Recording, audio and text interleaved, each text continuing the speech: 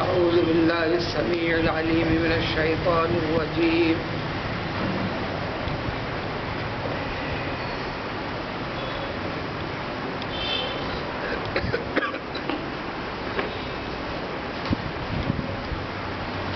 ورفعنا فوقهم الطور بميثاقهم وقلنا لهم ادخلوا الباب سجدا وقلنا لهم لا تعدوا في السبت وأخذنا منهم ميثاقا غليظا وبما نقضهم ميثاقهم وكفرهم بآيات الله وقتلهم الأنبياء بغير حق وقولهم قلوبنا غلف بل طبع الله عليها بكفرهم فلا يؤمنون إلا قليلا.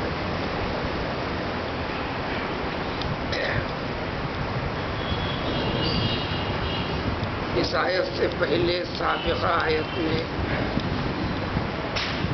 چند باتیں بتائی گئی تھیں، اسی کا سلسلہ آج کی اس آیت میں بھی ہے. اس واقعات کا دوسرا پہلو یہودیوں سے متعلق اور دین اسلام کی چیزوں پر اعتراض کرنے والوں سے متعلق اللہ تعالیٰ کا ارشاد ہے. کل کی آیت میں بھی جو بات گزری اس کی تفصیل پارے 1 سورہ بقرہ میں گزر چکی ہے. یہاں پر ایک سوال کے جواب میں جو دین اسلام کے اوپر اعتراض کرنا مقصد رکھ کر نئے قسم کے اعتراضات ڈھونڈ کر نکالنا، الزام دینا، دین اسلام کی مخالفت کرنا، آخر الزماں پیغمبر علیہ السلام کی مخالفت کرنا، دین اسلام کے اوپر چلنے والوں کی مخالفت کرنا. اس کے لیے زمانے نزول قرآن یعنی پیغمبر صلی اللہ علیہ وسلم کے زمانے میں بھی یہ پہلو چلا، اس کیفیت کو ذکر فرمایا.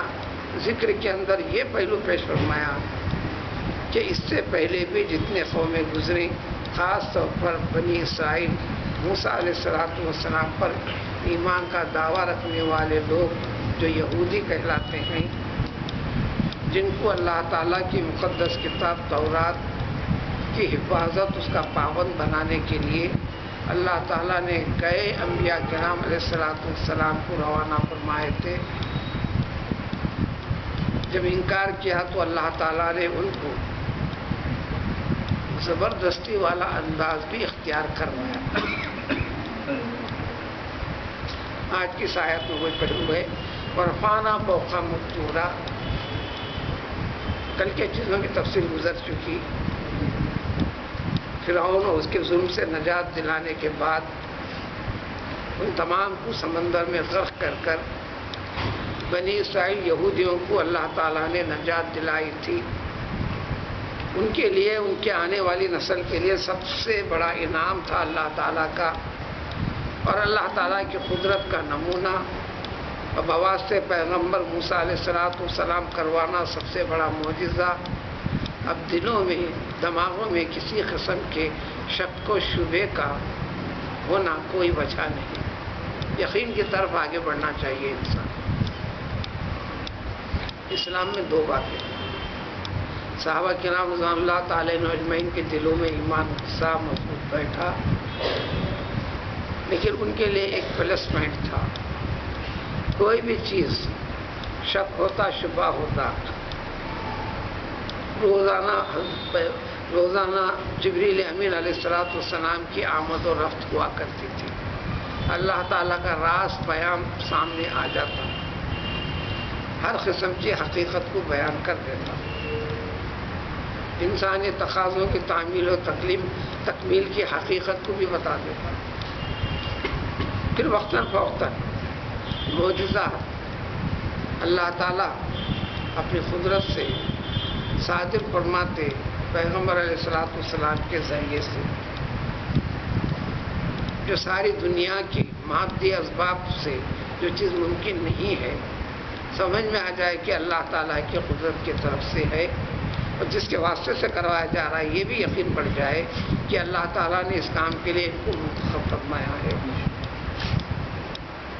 تو رسول کے اوپر ایمان بھی مضبوطی کے ساتھ بیٹھ جائے، اللہ کے حکم کی تعمیل و تکمیل والا پہلو بھی دماغ میں مضبوطی سے بیٹھ جائے، یہ چیزیں ان کے لیے آسان تھی۔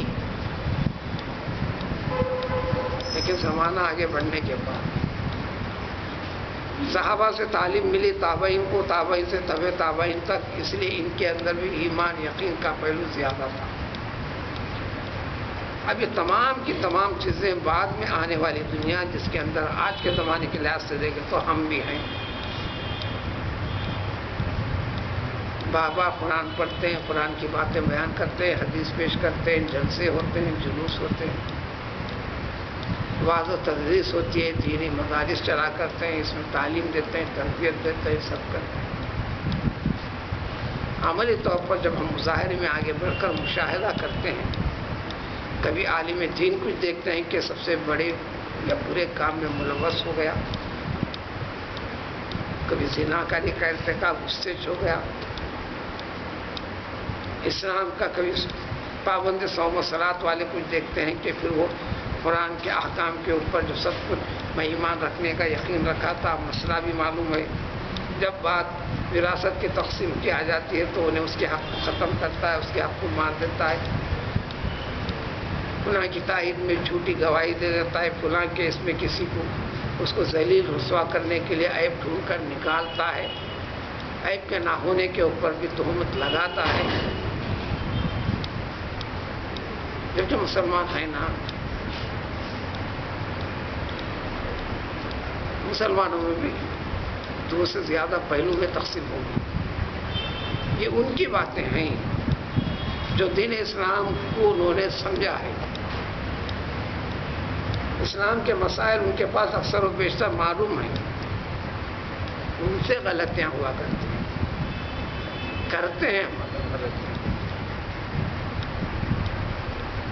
یہی پہلو بنی اسرائیل میں چلتا رہا، اس کی مذمت کی اللہ تعالیٰ نے۔ یہودیوں کو اتنے بڑے انعام کے بعد سمندر کی اس جانب ہو گئی، مصر سے نکل گئے، اب ان کو ٹھکانا نہیں۔ ان کو حکم دیا گیا تھا، جو کل تفصیل پیش کی گئی، تمہارا اصلی وطن جو سینکڑوں برس پہلے چھوڑ کر یوسف علیہ السلام کی مہربانی حاصل کرنے کے لیے جو وزیر فائنانس تھے مصر کے، پیغمبری کے ساتھ ساتھ آگے بڑھے تھے، وہی قبیلے آگے بڑھ کر یعنی پیغمبر یعقوب علیہ السلام کے 12 فرزند، یوسف علیہ السلام سب سے چھوٹے فرزند، ملک شام سے ادھر آ گئے تھے۔ اب انہی کی نسل بڑی، یہ یہودی کہلاتے، یہودی بولو، اسرائیل بولو، اسرائیل بولو، یہ اسرائیل اور اسرائیل نام ہے پیغمبر یعقوب علیہ السلام کا اصل نام۔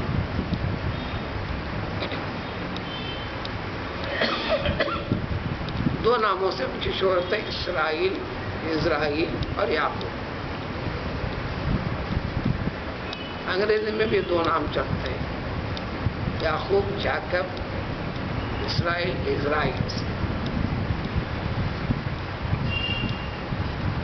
اللہ تعالیٰ نے نبوت والا سلسلہ آدم کے اولاد میں رکھتے ہوئے پھر دنیا کو ختم کر کر قرآن بار بار پیش کرتا ہے، ایک صرف نوح علیہ السلام کی نسل میں رکھا، پھر اس کے بعد پیغمبر ابراہیم علیہ السلام کی نسل کے ساتھ ہی جوڑ کر رکھا۔ وجعلنا النبوۃ فی ذریتہما، اس نسل سے ہٹا کر کسی اور نسل میں اللہ تعالیٰ نے کسی کو پیغمبری عطا نہیں فرمائی۔ قرآن یہ سزا دے دیتا، پیغمبر نوح اور پیغمبر ابراہیم علیہ السلام کی نسل سے آنے والے لوگوں میں ہی پیغمبری کے لیے منتخب کرنا جب طے ہوا اللہ تعالیٰ کے پاس، تو اسی نسل میں طے کرنا، کسی دوسری نسل کے اندر کسی کو پیغمبری کے لیے منتخب نہیں فرمایا۔ الغرض اس عظیم واقعے کے بعد جو ان کو نجات دیا تھا اللہ تعالیٰ، اس کے بعد تورات کتاب اللہ نے نازل فرمائی، یعنی قرآن یعنی اللہ کا کلام۔ تورات کے معنی میں بھی کتاب، زبان دوسری ہے، عبرانی زبان کا لفظ۔ انجیل بھی اس کے معنی اللہ کی کتاب، سریانی زبان کا لفظ ہے، معنی اللہ کی کتاب۔ اب اس کے احکام کو نہ مان کر اس پر عمل نہ کرنے لگے تو اللہ تعالیٰ کے اتنے احسانات کے بعد نافرمانی، یہ اللہ کو غضب دلانے والی، غصہ دلانے والی چیز ہے۔ اور غصے کا نتیجہ اللہ تعالیٰ ظاہر کرتے ہیں، انسانوں کو ابتدا میں سمجھانے کے لیے طریقے مہیا کرتے ہیں، زندگی کے معاملات میں کمی زیادتی کا والا عمل پیدا کرتے ہیں۔ کمی، تنگی کے لیے جو اسباب ہوتے ہیں، پانی کا کم پڑنا یا پانی کا زیادہ پڑ جانا، علاقہ برباد ہو جانا یا فصلیں تباہ ہو جانا، اور اس ضمن کے اندر انسانوں کے اندر بیماریوں کا عام ہونا، جانی نقصان کا ہونا، فلاں یہ ساری چیزیں سورہ بقرہ میں پارے 2 کے اندر تفصیل پیش کی گئی۔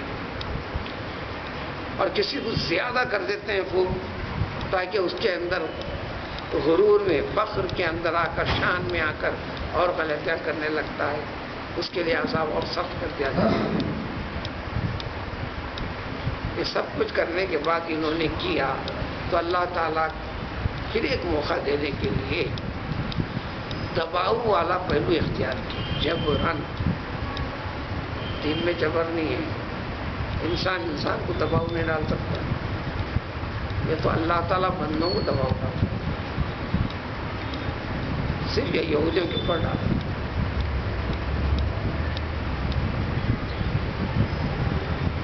وہ پہاڑ دور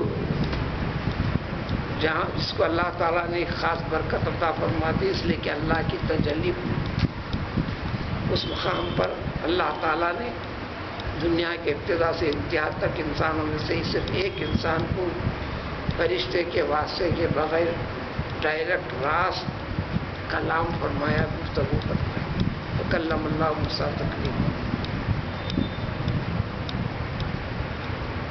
جبریل امین علیہ السلام کو حکم دے کر یہ لوگ جو فلسطین علاقے میں رہا کرتے تھے، بسا کرتے تھے، ارے تم کو زندگی میں سے کھانے پینے، ظلم و زیادتی کرتے ہوئے رہنے کا نام ہی زندگی سمجھ لیا تم نے۔ ہماری اطاعت کے لیے، عبادت کے لیے ہم نے تمہیں پیدا کیا، فلاں فلاں، تو پورا کوہ طور کو اٹھا کر پوری قوم کے اوپر ایسے جس طرح کے ابر آ جاتا ہے، سب پر سایہ پڑ گیا، اندھیرے کے جیسا پوری کے پورے کے اوپر پہاڑ کو اٹھا کر لا لیا گیا، جو سروں کے بالکل قریب تھا۔ آواز لگائی گئی جبریل امین علیہ السلام کے ذریعے سے اللہ کے حکم کی تعمیل میں، اس کا ذکر ہے آج کی اس آیت میں۔ رفعنا فوقہم الطور، ہم ان لوگوں کے اوپر کوہ طور کو ان کے اوپر اونچا کر بلند کر لا لیا۔ یہ لا کر بمیثاقہم، عہد اور اقرار دیا گیا۔ جب انہوں نے دیکھا بالکل قریب ہے، اب کوئی طاقت بھاگنے کی بھی نہیں ہے، بچنے کی کوئی شکل نہیں ہے، صرف اور صرف جیسا آیا تھا واپس جانا ایک شکل ہے۔ جب وہاں تک آیا ہے تو ان کے اوپر بیٹھے گا، پہاڑ کے نیچے سب کے سب زندہ دفن ہونے والے ہیں۔ جب موت آنکھوں کے سامنے دکھائی دینے لگی، پورے دل کی گہرائی کے ساتھ پکا یقین کر کر، کیونکہ اللہ تعالیٰ نے فرمایا کہ ہم نے ان سے عہد لیا، انہوں نے عہد کیا۔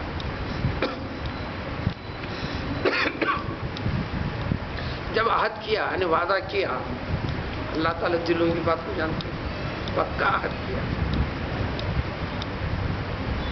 آج بھی انسان بہت سخت بیماری میں، سخت مصیبت میں آ جاتا تو پورے دل کی مضبوط گہرائی کے ساتھ وعدہ کرتا اللہ سے، دل میں یا زبان میں ہاتھ اٹھا کر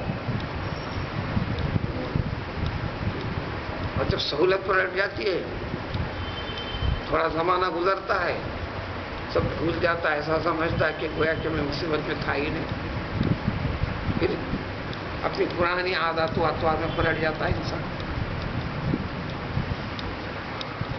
اب وہ اللہ تعالیٰ اس کیفیت کو ظاہر نہیں کریں گے، اس نمونے کو بار بار اس قرآن سے ذکر کر کے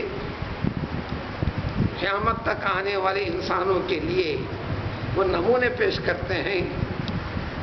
دیکھو، اللہ کو ناراض کرنے، غصہ دلانے والے پہلوؤں سے بچو۔ اللہ تعالیٰ کبھی بھی کچھ بھی کسی بھی شکل کے اندر اپنا غصہ انڈیل سکتے ہیں، نازل کر سکتے ہیں۔ دنیا کے اندر بھی تم کو برباد کر سکتے ہیں، ذلیل و خوار کر سکتے ہیں، آخرت میں تو کوئی بچنے والا نہیں ہے۔ تو وہ ہر پہلو سے اللہ تعالیٰ اپنی شناخت پہچان بندے کو بار بار طریقے سے کروا، کبھی خوب دے کر، کبھی تنگی پیدا کر کر، کبھی خوشیاں والی کیفیت عطا فرما کر، کبھی غم اور رنج والے مسائل اس کے سامنے پیش کر کے۔ اس لیے ایمان کا حصہ ہے والقدر خیرہ و شرہ من اللہ تعالیٰ۔ ایمان کی بنیادی چیزیں، بندے کے ساتھ جو کچھ بھی اچھا ہوتا ہے، ہو رہا ہے اور اچھا ہوا ہے، جو برا ہوتا ہے یا برا ہو رہا ہے یا برا ہوگا یا برا ہے، یقین کو بڑھائے کہ اللہ کی طرف سے ہے، اس میں تمہارا کچھ دخل ہے مگر اللہ کی طرف سے۔ جو خیر اور اچھا ہے اس کو باقی رکھنا ہے تو اپنے رب کے ساتھ جڑ، جو شر اور مصیبت سے نکل رہا ہے تو اپنے رب کے ساتھ جڑ، معافی مانگ۔ تو ہم نے پہاڑ کو لے کر میثاق ان سے وعدہ لیا، یہ الفاظ فرمائے، انہوں نے وعدہ کیا نہیں۔ جو قرآن شریف ہے، یعنی عبرانی زبان ہے تورات، اب اس کو سمجھنے کے لیے آپ سمجھ لیجیے قرآن شریف، ہم اس کی ایک ایک چیز پر عمل کریں گے، اب نافرمانی نہیں کریں گے۔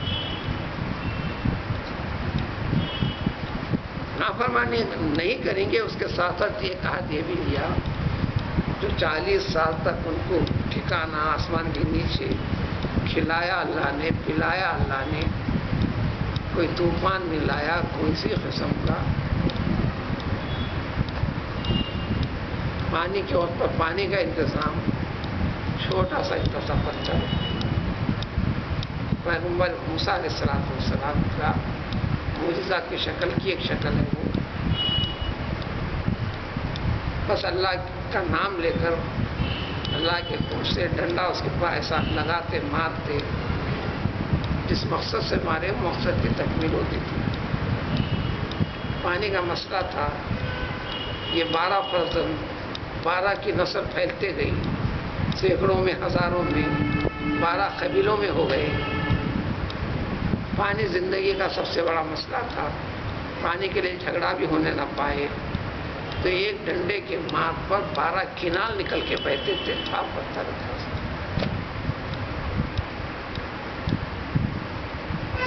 معجزے کا ایک نمونہ، اس کے پیچھے بڑی طویل تفصیل ہے، سورہ احزاب میں طویل آئے گی، اس کا ذکر اب یہاں پر نہیں۔ پیغمبر موسیٰ علیہ السلام ہمیشہ ساتھ رکھتے تھے، وغیرہ وغیرہ۔ اس کے بعد اللہ نے فرمایا ٹھیک ہے، اب تمہارے سارے مصائب کے بعد تمہارے لیے تمہارا ملک اب تمہیں حوالے کر رہے ہیں، ملک شام۔ اس کی تاریخ کل بتا دی گئی۔ ملک شام کو، فلسطین کو ایک ہی بات ہے، آج کی دنیا میں موجودہ تاریخ میں یہ الگ بٹے ہوئے ہیں۔ ملک شام جس کو آپ سیریا کہتے ہیں، ایک الگ مستقل ملک ہے، زمانے دراز سے دیکھ رہے ہیں۔ فلسطین اس کا ایک حصہ ہے۔ کئی مرتبہ تاریخ میں آگے بڑھیں گی تو دونوں ایک ساتھ ہوئے ہیں، کبھی الگ ہوئے ہیں۔ اس کے لیے مثال نمونے میں کل کے گزرے ہوئے کل یہ بات بتا دی گئی تھی، جیسے آگرہ ایک ہی چل رہا تھا، اب وہ 2 حصوں میں اس طرح بنا۔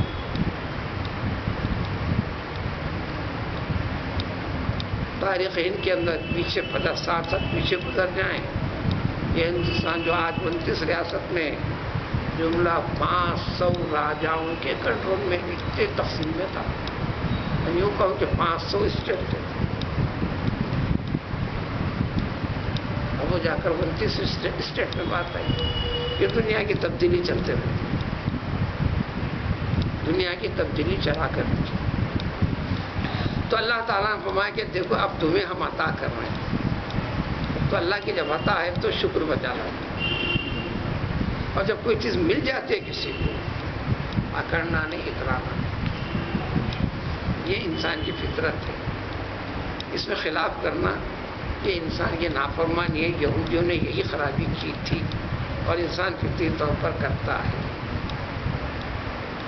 اب تم کو ملک مل گیا نا امن کے ساتھ، بغیر جھگڑے کے انتظامات فرما دیے، تو فرمایا وَقُلْنَا لَهُمْ ادْخُلُوا الْبَابَ، شہر میں داخل ہوتے وقت سجدن، سجدہ کرتے ہوئے، یعنی عاجزی کے ساتھ،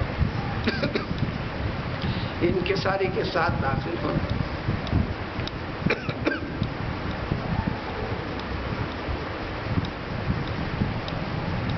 60 سال پرانی تاریخ بھی دنیا کے 20 ممالک شہروں کا حصار ہوتا، دروازے ہوتے، شام کے وقت پر دروازہ بند کر دیا جاتا، غیر آدمی شہر میں داخل ہونے نہ پائے۔ موجودہ اس میں حیدرآباد کے اس میں دلی دروازہ فلاں فلاں آج بھی مشہور ہے، ابھی دروازے بعض لگے ہوئے بھی ہیں بعض جگہ، جیسے پرانے پل پہ ہے، کبھی پورے کے پاس ہے، فلاں فلاں ہے۔ اب دنیا بدلی ہے، یہ بولنے کی ضرورت ہے کہ اب یہ نئی نسل کے لیے یہ بات نہیں سمجھ میں آتی۔ تو اسی طرح ان کے لیے جو ملک فلسطین میں داخل ہونا تھا، اس کے لیے ایک بڑا دروازہ اس کے اندر شہر میں داخلے کا۔ تو اللہ تعالیٰ فرمایا کہ جب وہاں سے دروازے میں داخل ہو گئے تو ملک میں داخل ہو گیا۔ تو دیکھو سجدہ کرتے ہوئے، یعنی سر نیچے جھکا کر نیت کرتے ہوئے اللہ تعالیٰ کے انعام کا شکریہ بجا لانے کی، اپنے خطاؤں کی معافی کرنے کی۔ تو انہوں نے شرارت کی، ارادے سے کی، سر جھکا کر جانے کے بجائے دروازے کی ایسی شکل بھی تھی، یعنی یوں سمجھے کہ پورا دروازہ کھلا نہیں گیا، دروازے میں ایک سب دروازہ، چھوٹا دروازہ جس میں جھک کر جانا پڑتا ہے۔ جیسے آج بھی کئی مکانات تھے، بڑا گیٹ، بڑے گیٹ پہ اسی کے ضمن میں چھوٹا گیٹ، بار بار کے کام کے لیے ذرا سا سر جھکا کر اندر گھس کے جانا۔ انہوں نے سر جھکا کر جانے کے بجائے ایک پیر پہلے یوں ڈال کر اس طرح آڑا کر کر، منڈی ٹیڑھی کر کر، اس جیسی کیفیت جو اللہ تعالیٰ نے جو بتایا تھا اس کے خلاف کیا، ارادتاً کیا، آمدن کیا۔ تاکید کے بعد کیا، کس سے لڑنا چاہ رہے ہیں؟ جس نے پیدا کیا، جس نے زندہ رکھا۔ اور زندگی چاہتے ہو، زندگی کے لیے ضروری چیزیں، ان چیزوں کی تعمیل اور تکمیل بھی چاہتے ہو، اس کے حکم کی تعمیل کے لیے مخالفت۔ ان کی ایک شرارت یہ بھی تھی، وہ کھلنا لہو، اس کے ساتھ ساتھ ہم نے کہہ دیا دیکھو تم کو ہفتے کا دن، یعنی سیٹرڈے، یا تفصیل نہیں ہے، خالی نتیجہ ہے تھوڑا سا، لیکن سے بڑی طویل تفصیل ہے۔ ہر قوم کو اللہ تعالیٰ نے سال اللہ نے بنائے، مہینے اللہ نے بنائے، دنوں کو تقسیم اللہ تعالیٰ نے کیا، پھر مہینے کو ہفتوں میں تقسیم کیا۔ ہر ہفتے میں ایک دن، جمعے کے دن کو اللہ تعالیٰ کے علم میں، اللہ کے نزدیک جمعے کا دن مقدس ہے، ہر قوم کو وہی دیا۔ لیکن یہ قوم ذرا سی ہٹ درمی کرتی تھی، اس نے اپنے حجتیں پیش کی پیغمبر موسیٰ علیہ السلام کو، ہمیں جمعہ نہیں چاہیے، ہمیں سیٹرڈے چاہیے، سنڈے چاہیے۔ یہ کرسچنوں نے ہمیں سنڈے چاہیے۔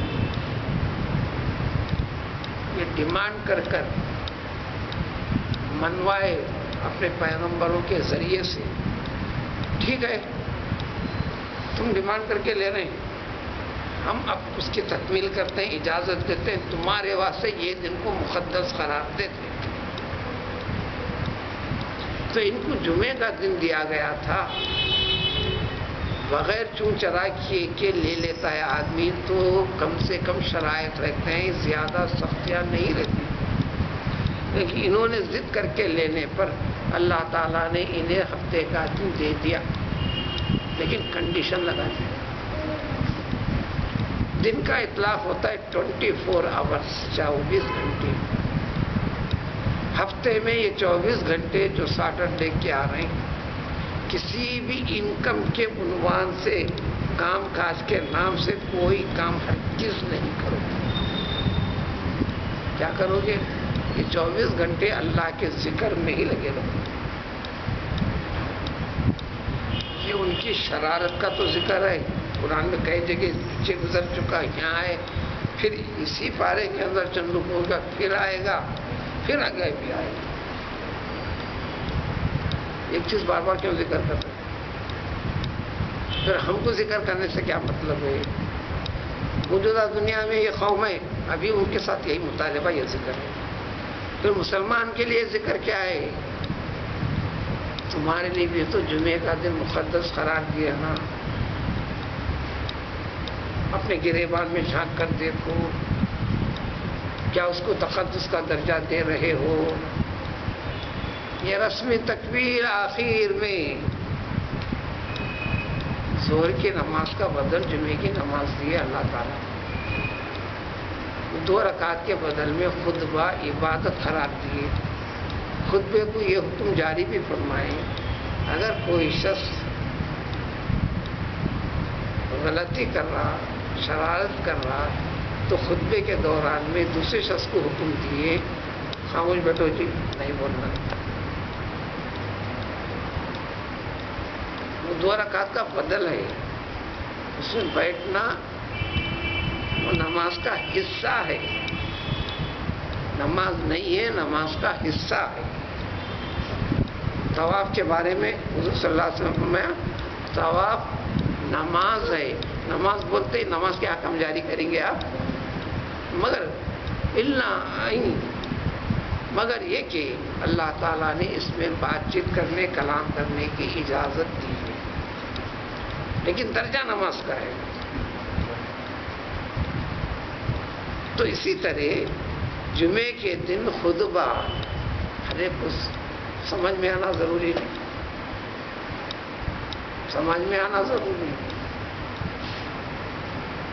نماز میں اللہ دکھنے والوں کو دکھتا کرتے، حدیث شریف میں تو یہ ہے، نماز پڑھو تم کو اللہ دکھ رہا ہو۔ یہ دکھنے کا لفظ اردو میں ذرا ٹیڑھا ہے، عربی کے کئی الفاظ ہیں، اس کے 1 سے زائد الفاظ ہیں، تمام کا ترجمہ دیکھنا دکھنا دیکھنا دکھنا کرتے ہیں، حقیقت الگ ہے۔ یہ لفظ رویت ہے، آنکھ سے ڈائریکٹ دیکھنا، وہ بصارت سے، لفظ بصر سے آتا ہے، یہ بصر سے آتا ہے، وہ مطلب الگ ہے، یہ مطلب الگ ہے۔ اللہ کو دیکھنے والی چیز الگ ہے، اللہ کو پانے والی الگ سے۔ رویت کے معنی جو دیکھنا اردو میں آتا ہے وہ نظر پانا، محسوس کرنا، وہ کیفیت وجود کی پورا یقین ہونا۔ پیغمبر موسیٰ علیہ السلام بھی اپنی آنکھوں سے کھلم کھلا پوری کیفیت میں، اے رب میں اس کو دیکھنا چاہتا ہوں، تو اللہ نے فرمایا لن ترانی۔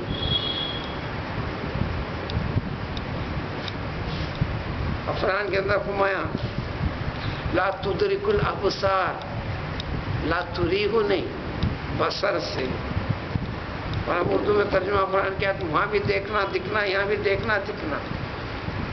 اردو میں ترجمے میں فرق نہیں لائے، یہ دیکھنے والی چیز الگ ہے، یہ دیکھنے والی چیز جو ترجمہ ہے، یہ الگ الگ باتیں ہیں۔ رویت محال نہیں ہے، بصر آنکھوں سے گرفت میں لینا یہ تو ممکن نہیں ہے۔ لا تدرک الابصار وہو یدرک الابصار وہو اللطیف الخبیر۔ پھر اس امت کو حکم دے کہ نماز پڑھو کأنک تراہ، یہی رویت کے لفظ، سامنے نظر آ گیا تم کو اللہ، دکھنے کے بعد جو کیفیت پیدا ہوتی وہ کیفیت پیدا کر کر محسوس کر کر نماز پڑھو. ہر ایک کے اندر وہ کیفیت پیدا ہونا مشکل ہے. اس کا حکم دیا کہ اگر یہ کیفیت نہیں ہو سکتی یقین تو کر لو نہ ہے اللہ تعالیٰ، اللہ کے لیے اللہ کے دربار میں کھڑے ہو، توجہ کی وہ چیزیں اختیار کرو، ادھر ہلنا ادھر کرنا، یوں کرنا، کپڑوں سے کرنا، یوں کرنا، ہر چیز کے بارے میں نبی کریم صلی اللہ علیہ وسلم کی جانب سے سارے تفاصیل پیش کر دیے گئے، ساری حدیثیں جمع ہیں. الغرض تو اس کو ہفتے کا دن دیے تھے، اس میں پابندی لگا دی کوئی چیز نہیں کرتی.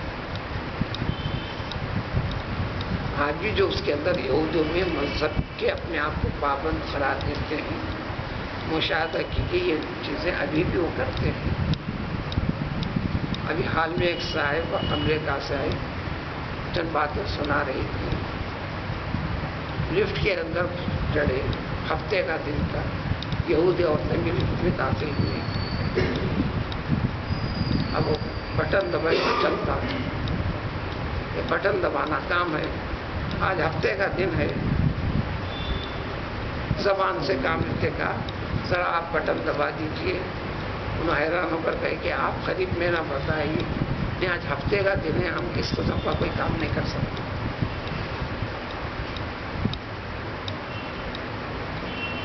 انہوں نے اس کے خلاف کیا کیا؟